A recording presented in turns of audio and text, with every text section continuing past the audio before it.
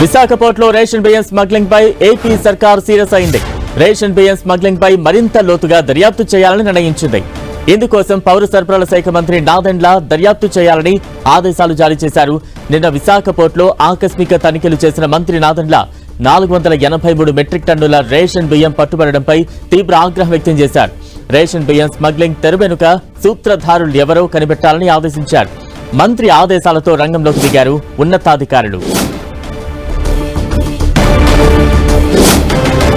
విశాఖ పోర్టులో తనిఖీలకు సంబంధించి మరింత అప్డేట్స్ అందించేందుకు మా ప్రతినిధి విక్రమ్ సిద్ధంగా ఉన్నారు. విక్రమ్,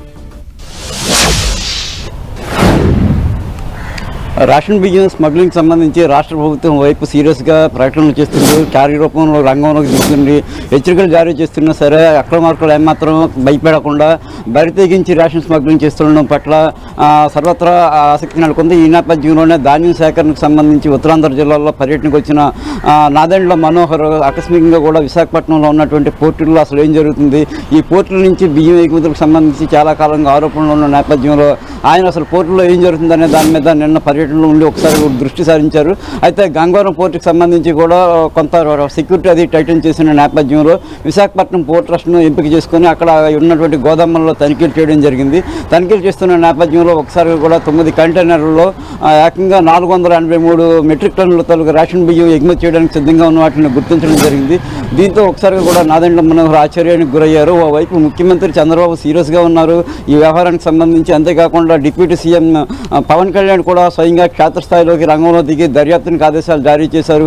మరోవైపు ఏదైతే ప్రభుత్వ శాఖకు సంబంధించి కూడా క్షేత్రస్థాయిలో ఎక్కడెక్కడ తనిఖీలు చేయడం, వాటిని స్వాధీనం చేసుకుని ఒక కఠినమైనటువంటి పరిస్థితిని తీసుకొచ్చినా సరే ఎక్కడ వెనుకొంజ వేయకుండా విశాఖపట్నం పోర్టు నుంచి విదేశాలకు ఎగుమతి చేయడం సిద్ధం చేయడం మీద చాలా ఆశ్చర్యం వ్యక్తం చేశారు. ఏదైతే ఈ నిన్న పోర్టులో పట్టుబడిన 483 మెట్రిక్ టన్నుల రేషన్ బియ్యం రాయ్పూర్కి చెందినటువంటి ఏజీఎస్ అనే సంస్థకి చెందిందిగా గుర్తించడం జరిగింది.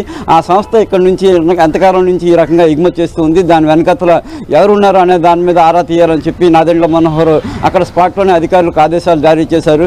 అంతేకాకుండా ఒక పోర్ట్ నుంచి ఈ రకంగా రేషన్ బియ్యం ఎగుమతి జరగడానికి సంబంధించి చాలా పెద్ద తరకాయల వ్యవహారం ఉండి ఉంటుందని అనుమానాలను ఆయన వ్యక్తం చేశారు. దీని మీద చాలా లోతైన దర్యాప్తు చేసి సమగ్ర నివేదికను ఇవ్వాలని కూడా ఆదేశాలు జారీ చేశారు. ఎందుకంటే రేషన్ బియ్యానికి సంబంధించి కూడా అక్రమాలు జరిగితే కనుక అటు పౌర సరఫరాల శాఖ, రెవెన్యూ శాఖ, అదేవిధంగా విజిలెన్స్, సిఐడి వంటి శాఖలు చాలా ఇప్పటికప్పుడు కూడా నిఘా ఉంచుతూ ఉంటాయి. అదే కాకుండా విదేశాలకు పోర్టుల నుంచి ఎగుమతి చేయాలంటే కనుక అక్కడ సిఆర్పిఎఫ్తో పాటు కస్టమ్స్ మరికొన్ని విభాగాలు కూడా ఉంటాయి. వీళ్ళందరిలోనూ కూడా అదే కాకుండా రాజకీయంగా ఏమిటువంటి అండదండలు ఉన్నాయి.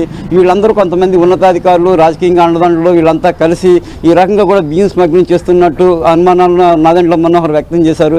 ఎవరైతే ఉన్నతాధికారులు ఉన్నారో వాళ్ళ మీద కఠిన చర్యలు తీసుకోవాలి. ఈ మొత్తం తీగ వెనకాతలో ఉన్నటువంటి డొంకని కదిలించి అసలు సూత్రధారులు ఎవరు, అక్రమార్కులను ఎవరు కనిపెట్టి వాళ్ళ మీద కఠిన చర్యలు తీసుకోవడం ద్వారా కూడా ఈ రేషన్ బియ్యం స్మగ్లింగ్ సంబంధించి చెక్ పెట్టాలని చెప్పి నాదెండ్ల మనోహర్ భావిస్తూ ఉన్నారు. ఇంతటితో ఈ వ్యవహారాన్ని ఆపకుండా కూడా ఈ తనిఖీలు ఏవైతే ఉన్నాయో వీటన్నింటినీ కూడా నిరంతరంగా కొనసాగించాలి. పూర్తిగా కూడా ఈ స్మగ్లింగ్ అడ్డుకట్ట వేసిన తర్వాతే తదుపరి చర్యలు తీసుకోవాలి. దీనికి సంబంధించి కూడా ఏదైతే రేషన్ డిపోలో జరుగుతున్నటువంటి ఈ బియ్యం పంపిణీ వ్యవస్థ మీద కూడా కూలంకషంగా ఒక అధ్యయనం చేయాలని చెప్పి కూడా నాదెండ్ల మనోహర్ అధికారులకు ఆదేశాలు జారీ చేయడం జరిగింది. Balaram. Right, thank you Vikram.